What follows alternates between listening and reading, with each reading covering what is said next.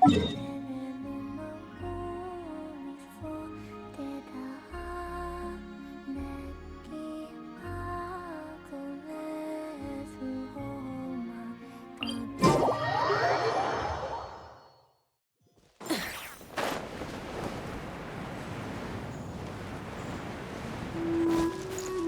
it down! Rev the engines!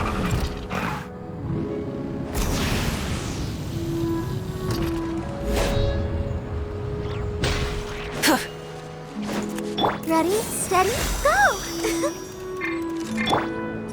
Light it up!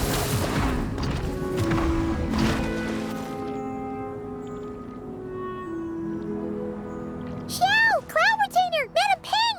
We're here! Any news on Zhongli? Wait, are we missing 2 Adepti? Well, Shen Yun banned Mountain Shaper from Mount Outsong for 3 days. Oh, then what about Mooncarver?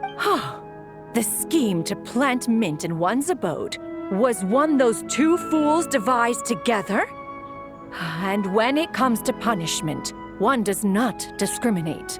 His banishment ends in 3 days as well. Wow, that's pretty harsh, Cloud Retainer. Let's get down to business. We have news of Rex Lapis. Huh? Isn't that... Yes, Rex Lapis's geopillar. It descended from on high this morning.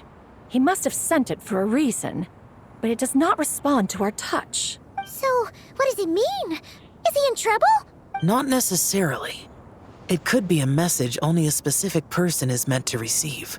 Traveler, you alone spoke to Rex Lapis before he left. Oh, so it must be for the Traveler. Give it a try.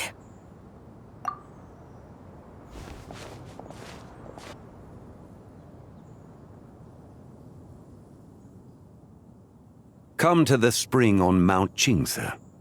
I have left an entrance for you.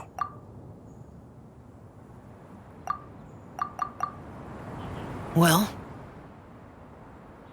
Just as one surmised, it seems that Rex Lapis will not countenance our involvement in this matter.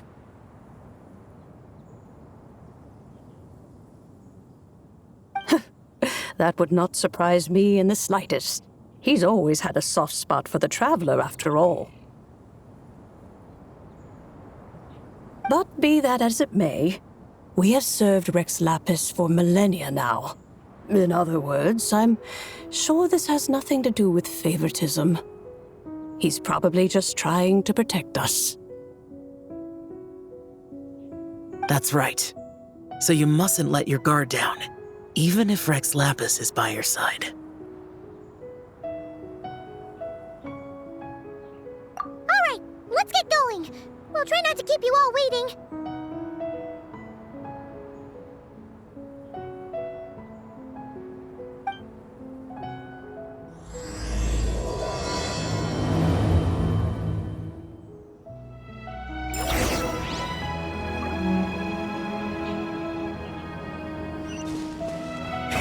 Rev the engines!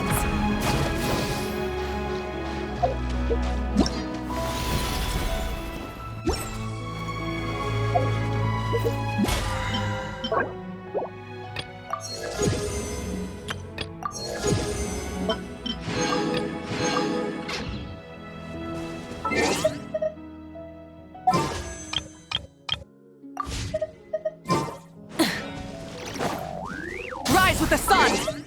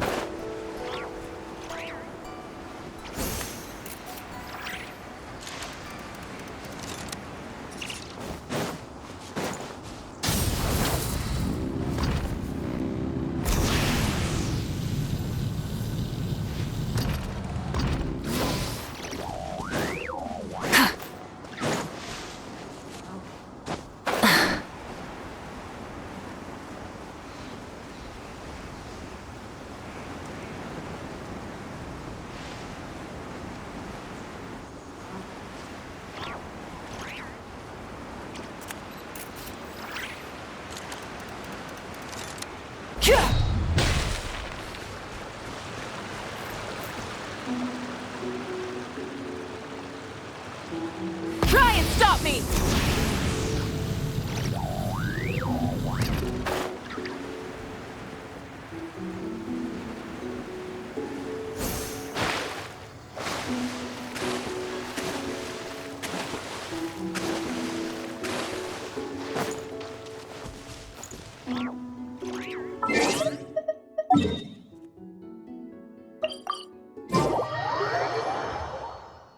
Burn it down!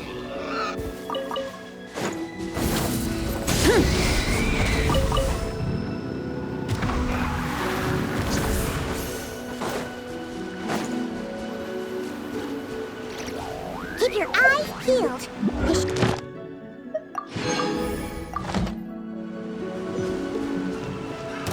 Light it up! Full throttle!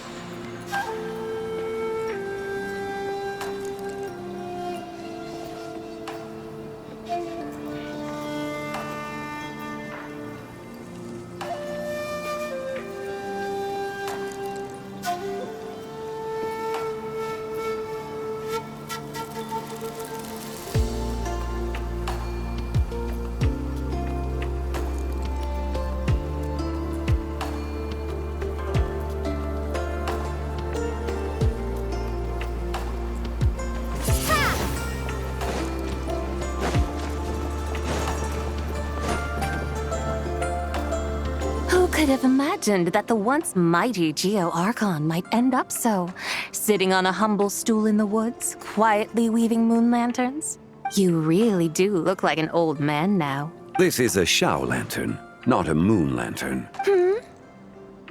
In ages past, when the gods waged war and the world was in turmoil, these lanterns were lit to guide fallen warriors back to their homes. Had you tarried in the mortal realm for but a little while longer, you might have become quite accustomed to them. Even so, it bears such a striking resemblance to the moon lanterns they used to offer up to the heavens. Could this truly be mere coincidence? Perhaps in some sense it is, yet in another, it isn't. For instance, who is to say that some of Langan's magnificent jade did not become part of the very foundations upon which Liyue Harbor now stands? It is conceivable that this ritual was transmitted in such a manner too. Now, let's not let ourselves get carried away. For all its splendor, do not forget that, in the end, even Langan could not escape its heaven-sent fate. Alas, it is just a pity that the little creatures of this world may never again lift their eyes to the moon, even should misfortune befall them. But you, Geo-Lord, now that you rule this realm, why take the trouble, not to mention the risk, to visit one who bears such profound guilt as I? Are you not afraid that you might be sullied by the curse of time that was laid upon me? There is no risk to speak of. At least, not in comparison to that which you took when you defied the heavens all that time ago. As I have stated, time and again, it was not I who defied the heavens. Geo-Lord, the ancient affairs of Langan have nothing to do with me, for I am but one of her deadly selves, severed before her demise. My name is not Zabai, but Zichao. Surely you did not take us for one and the same solely on the basis that we may all assume the form of white horses? Sorry to break it to you, but you seem to have found yourself the wrong white horse. Anyway, do tell me, what urgent matter brings you here? Very well then. I have come to ask for Zibai's shade. Oh? So, the Geo-Lord has set his sights upon Zibai's human soul. And what is it that you intend to do with it? The world outside is changing. With the new moon's birth, the confines of the shadow moon are gradually disintegrating. In other words, the heavenly soul is set to return. Consequently, strange phenomena have manifested within Longan's former domain, leading to the earthly soul's reappearance as well. The last of the trio, the human soul, is in your possession. Most intriguing. My intention is to gather all three together, so that an old friend may finally make her return. I must admit, it seems that some remarkable affairs are coming to pass in the outside world. Yet there is one thing you seem to have overlooked, Lord of Geo. Back in the day, it was you that freed me from that painting. And afterwards, I took up arms in your name. Together we first subdued Chenyu Vale, then brought peace to Mount Qingse. It was for this cause that the contract between us was made. But now that the debt has been repaid, what cause have you to expect my aid? Zibai and I have long been friends. Given not only that you were manifested from a corrupt desire within her divine form, but that you also possess a fragment of her soul, how can you purport to be the wrong White Horse? I think you'll find that we are now as separate and distinct as any two beings ever were. What once shone with radiant purity has long become dust. What you see is no longer what it was. Oh, great Lord of Geo. Should this still be unclear to you, I bid you take your leave. It seems that the fault lies in my own lack of consideration. As you wish, I shall let this matter rest. Wait! One moment, if you will. Should this not be your opportunity to propose a new contract? The part where you make me an offer I simply couldn't refuse? Even those puny mortals know how to haggle when striking their bargains. Should you, the famed god of contracts, not likewise strive for success through negotiation? Come now, enough with the posturing. It's time to name your price. Very well. I had, in truth, prepared a new contract for your consideration. I knew you would not come before me unprepared. Yet, you should know that I want for nothing, for I live in the mountains, carefree and untroubled. Occasionally, I even find sport in teasing the mortals who stumble into my presence. Then why persist in telling them those ancient stories? I speak of what transpired before the sky collapsed and the earth sank into itself. That is merely my way of passing the time. And what of it? Would any believe, much less remember, the ramblings of a mountain hermit? Those tales have long since spread throughout the mortal realm. Who? Should my words prove insufficient, I invite you to see the world for yourself. To this end, I have found you a pair of trusty guides. The lantern rite is presently underway in Liyue, and should prove quite intriguing for you. So this, then, is the contract you have prepared for me? Indeed it is. Think of it as a contract for a one-day festive excursion. Surely you do not hope to offer this in exchange for Tsubai's shade. The foundation of my very existence for a little excursion seems a little steep, wouldn't you say? Why not see for yourself? You can always decide afterwards. The final determination, of course, shall rest with you. Is that so? Then perhaps this deal might not be entirely off the table after all. Where then are these guides of which you speak? Hey, it's Xiangli! Oh, we've been looking for you everywhere. We thought you might have gone missing. You're here.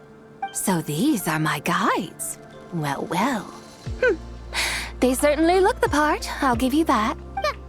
Guides? Oh, you poor innocent little creatures. The benevolent Lord of Geo has sold you to me, which means that for the rest of this day, you belong to me. Sold us to you? Just what have you gotten us into, Zhangli? The situation is not quite as dire as that would sound. I ask only that you accompany my Adeptus friend on a tour of Liyue. I would suspect that depends on how well you entertain me. Entertain you? Let us start with this Liyue harbor of which I have heard so much. Nowhere is quite so fascinating as a place teeming with little mortals. How come this Adeptus sounds so different from what Paimon imagined? Okay, we'll take care of it. Get ready to find out why they call Paimon the best travel guide in all of Tibet.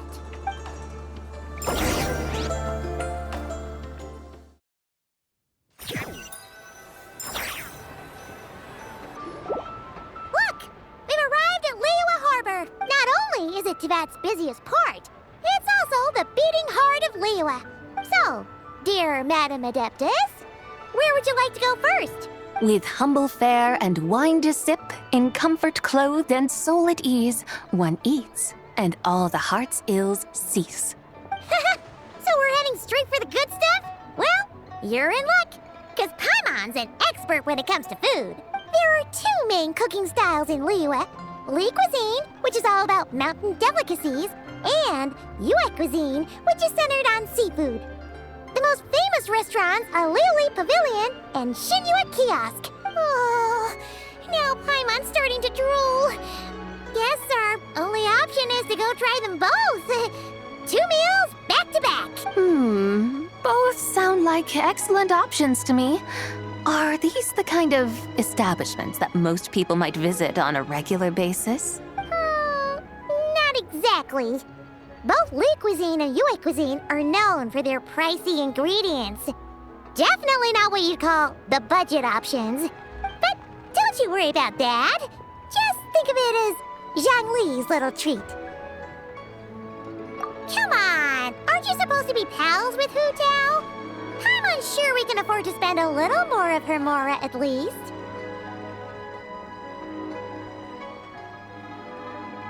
Hey! All Paimon wants is to provide our Adeptus with the best possible experience here. Don't you want that too? Both certainly sound like worthy choices. Just now, though, I happened to see a porter pass this way. Where might individuals like him go to eat? A hungry porter, huh? Oh! Paimon knows just the place! Yep. Nothing fancy schmancy there. Just tasty dishes made with simple ingredients in a variety of different styles. Most importantly, it's great value for money, too. No wonder everyone loves it, huh? Oh, and the owner happens to be a good friend of ours, too. One mean restaurant. Yes, even the name itself feels lively and down to earth. All right, let's make it our first stop. Yippee! That's a great choice, too. Alrighty, let's head over there right away. Paimon can't wait to dig in. Wamin Restaurant, here we come.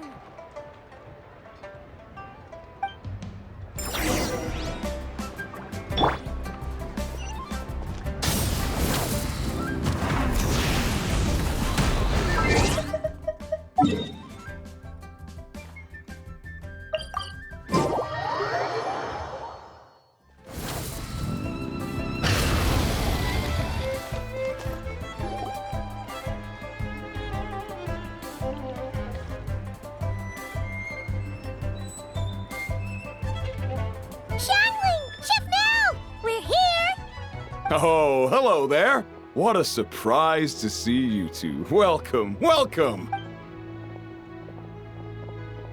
Hey there, Traveler and Paimon. We're a little busy today, so grab a table while you still can. But I don't think I've met this lady before. Is she a new friend? You could say that. Oh, I see.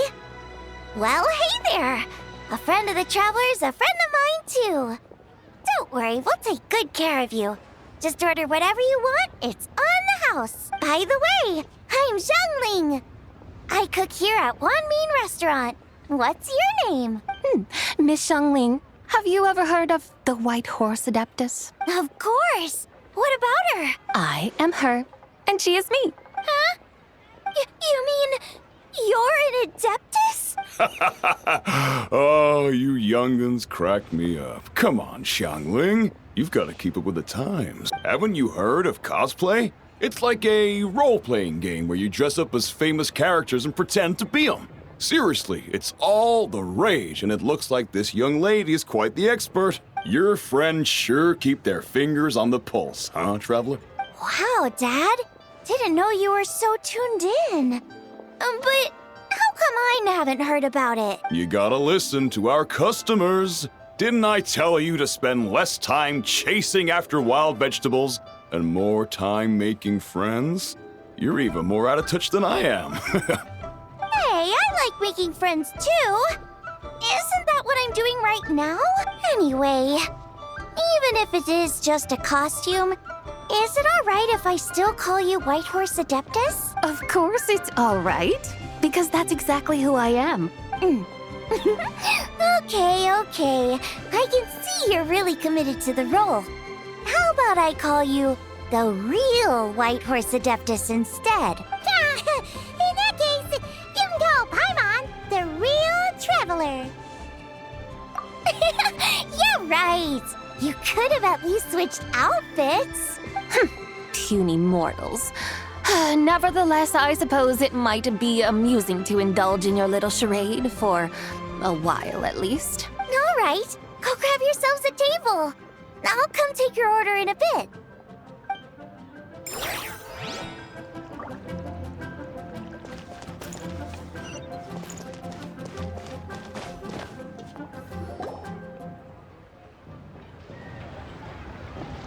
Hello. May I ask if Miss Xiangling and Chef Mao are here? Yeah, they're just over there. Wait a sec. Aren't you? So, what would you like to... You're... Hello, Miss Xiangling. It's me, Lu Xiangxiang, the one who broke some stuff here at your restaurant a few days ago. I just wanted you to know how sorry I am. I honestly don't know what came over me. Please forgive me. Oh, it's you. You really gave me a fright that day, young lady. You didn't actually get food poisoning from our black-back perch stew, right? Come on, Dad. She's come to say sorry. It's all right, Miss Lu. You must have been feeling a bit off that day. You're looking so much better now, though. Why don't you grab a table, too? This one's on the house. No, I couldn't possibly. Hey, it's totally okay. We all feel under the weather sometimes, especially when we're away from home. Go on, find yourself a... yikes.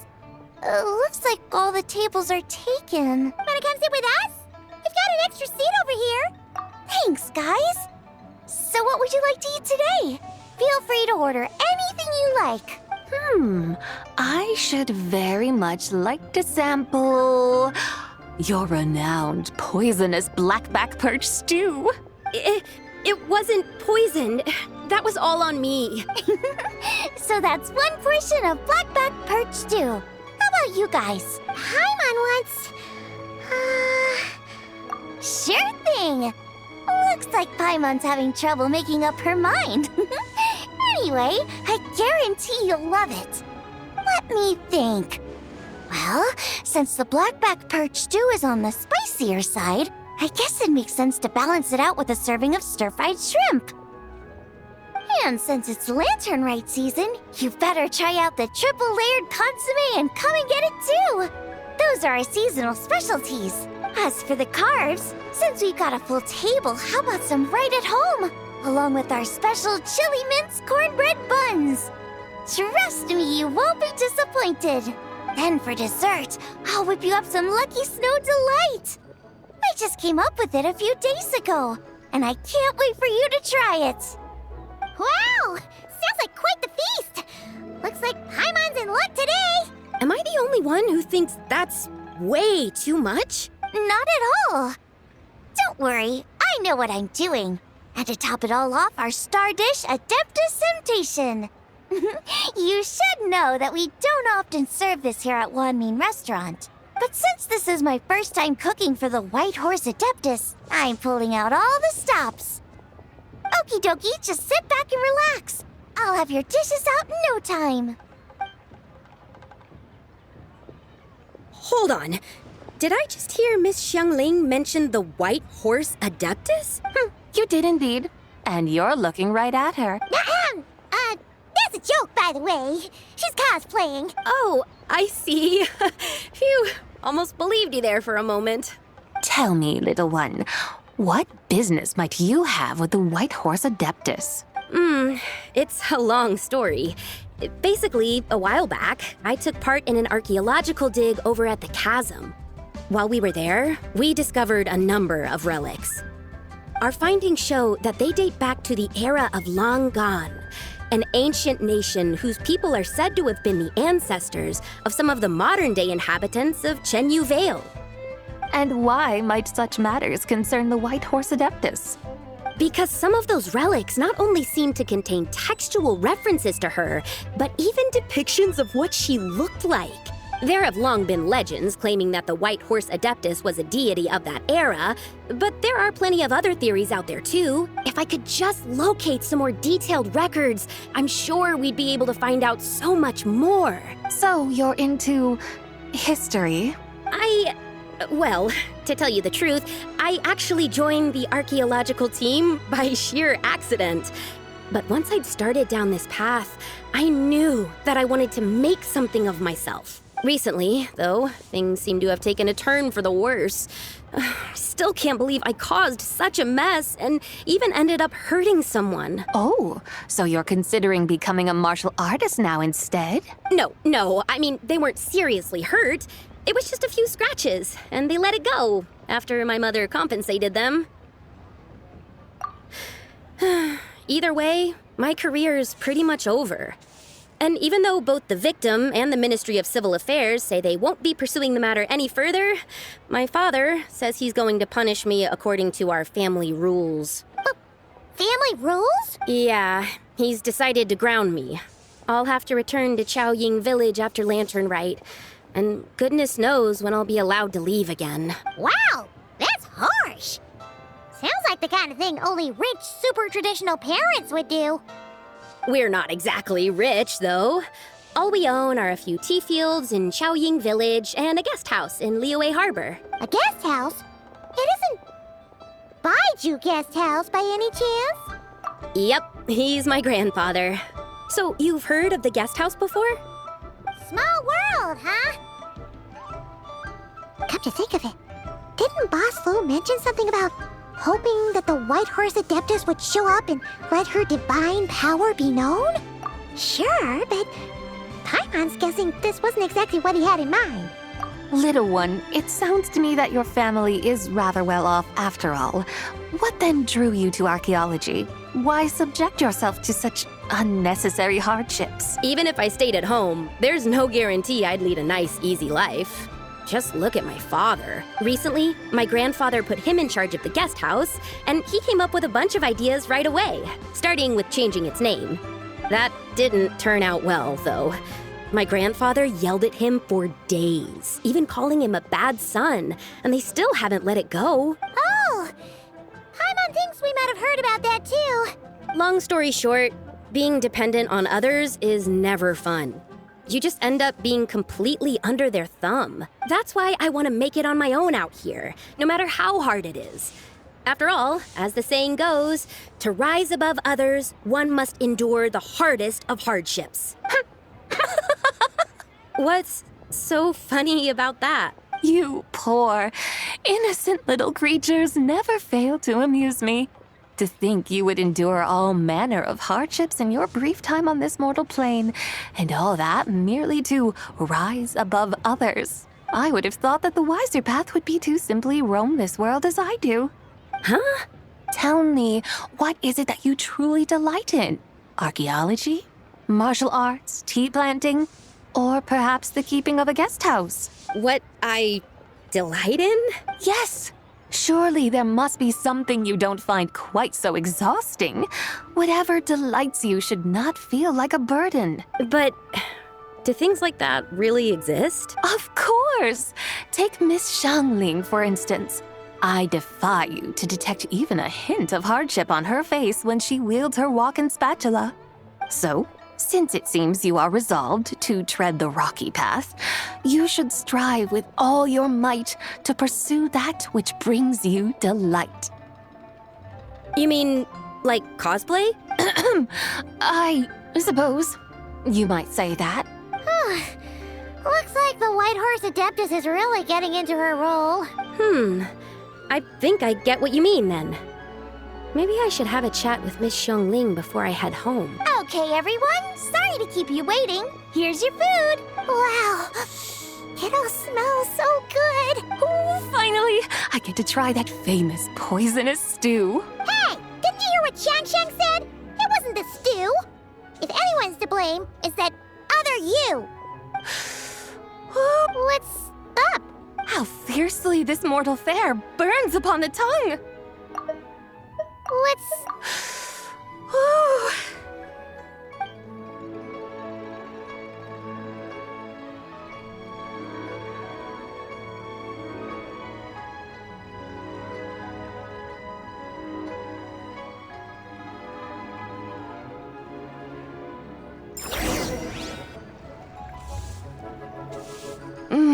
Most satisfying as poisonous stews go.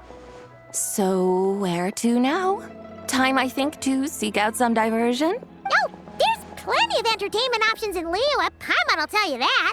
The locals like to drink tea, walk their pets, play chess, watch operas, attend storytelling performances. Storytelling performances? You know, like listening to people telling stories. They're usually based on old Liyue legends, just like their operas. Stuff like The Divine Damsel of Devastation, Through the Eyes of a Dragon, or The Sanctification of Tao Do. What about the story of the bright moon that sits in the sky above us? Paimon doesn't think she's heard that one. Still, the moon does come up quite a lot. It's even in the name itself. The Yue in Liyue actually means moon. Since we're on the subject, you like telling stories yourself, right? Why don't we go check it out? In that case, I'll have to trouble the two of you to lead the way. Awesome! Let's go! Third round knockout, here we come!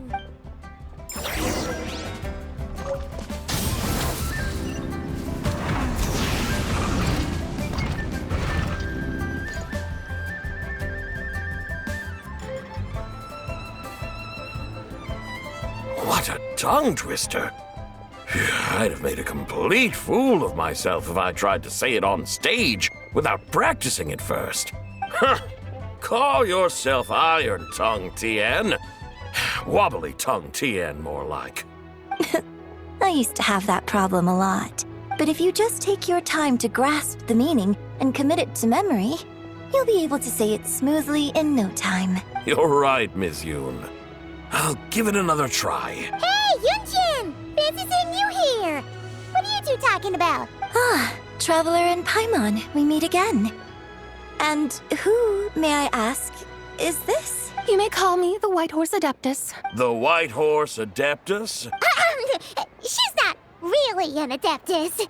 I see. Well, it certainly looks like a lot of fun. Oh, funny you mention it. This type of thing is actually something I'm quite familiar with. Once, to perform Through the Eyes of a Dragon, I decided to imagine that I was Rex Lapis himself. It was the only way to truly inhabit his mindset and understand his resolve to quell those demons. Sounds like you just wanted an excuse to feel all big and powerful. Hey, that's... You just don't understand how inspiration works. You're one to talk. Paimon's traveled all over with the Traveler, and she's seen things that would make your jaw drop. All right, then. Since you claim to be so knowledgeable, why don't you prove it by reciting an ancient poem? An ancient poem? Which one? Ha! See? You mean to tell me you've never even heard of the ancient poem called An Ancient Poem? What kind of a title is that? Quit teasing, Paimon. We only just found out about that ourselves. He's talking about the writing on those ancient relics. When we first saw it, we couldn't figure out what it all meant. So in the meantime, we decided to just refer to it as an ancient poem. However, thanks to the painstaking work of the scholars who were tasked with decoding it, it seems like that's exactly what it was. Or rather, an ode offered in veneration of the moon and the White Horse Adeptus. Oh, yeah! Didn't Kuching mention that before? It's got something to do with Long Gone, right? That is correct. The Ministry of Civil Affairs has issued a notice stating that, although it is true that the moon may disappear tonight, we should be in no danger. In other words, there's nothing to fear. But if you're worried, we can always take a leaf from the Book of the Ancients. By reciting this poem, I mean, and calling for the White Horse Adeptus' aid. If we do that, I'm certain she'll protect our moon and keep us safe. Ooh, seriously? Paimon has to get a look at this.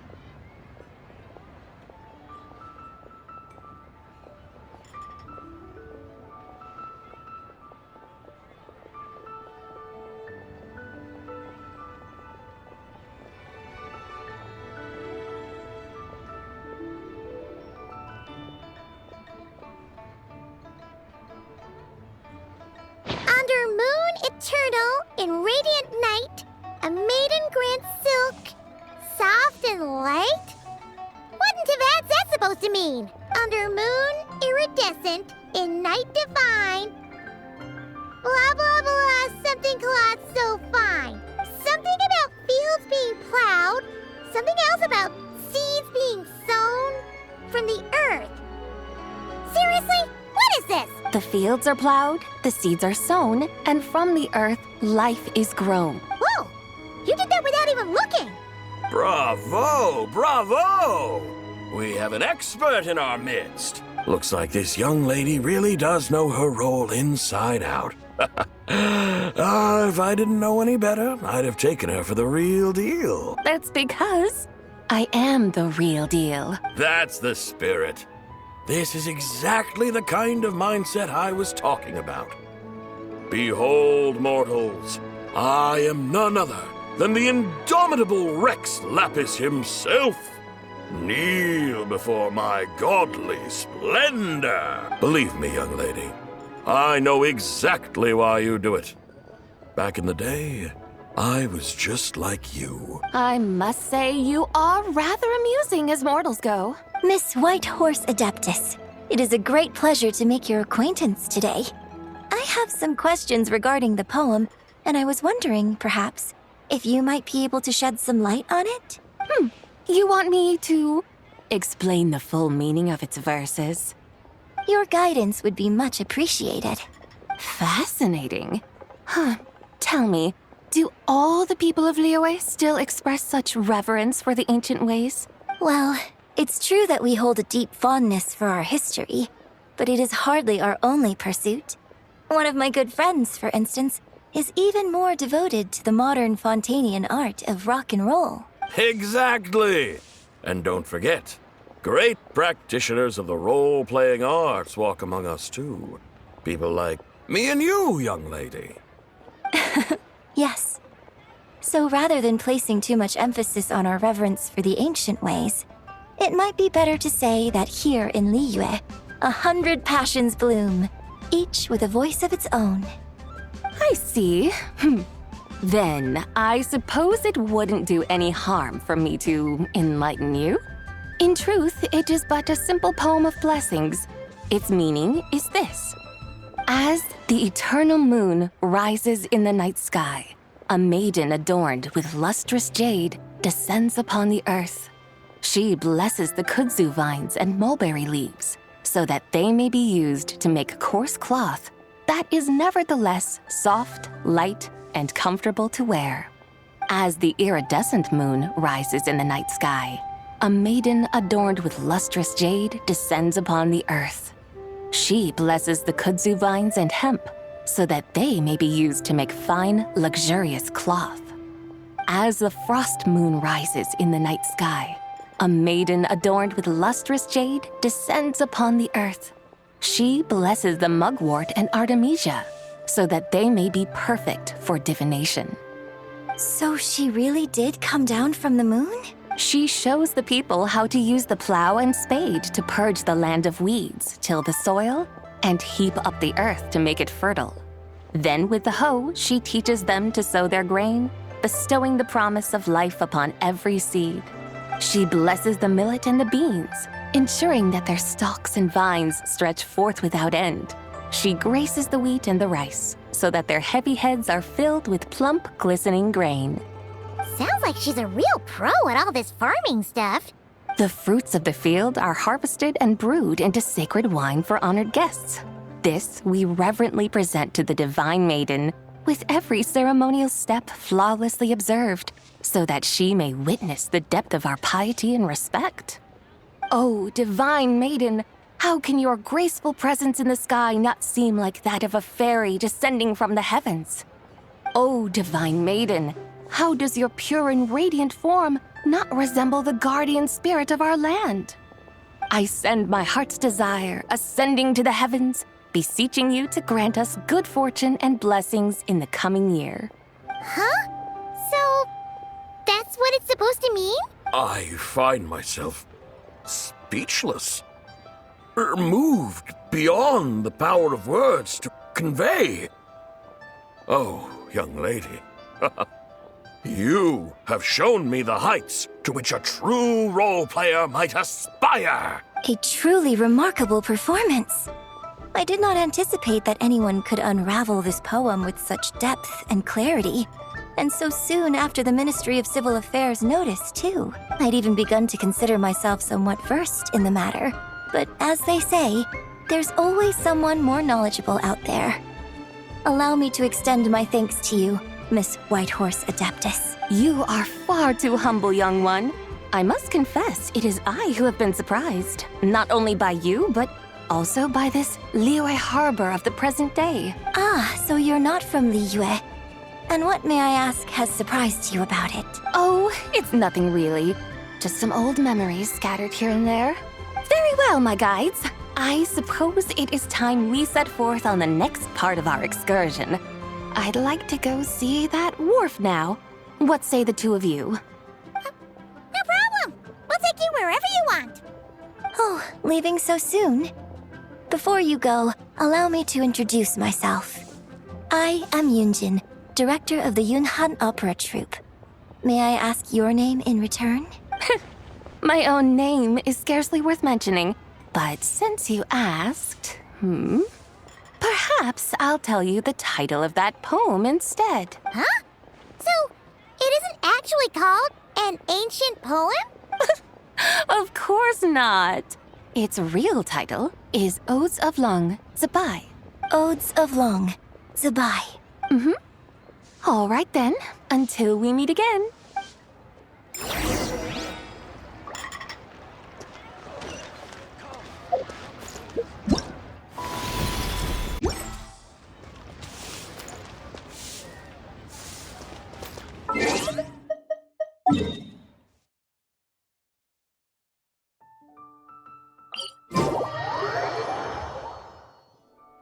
Rise with the sun!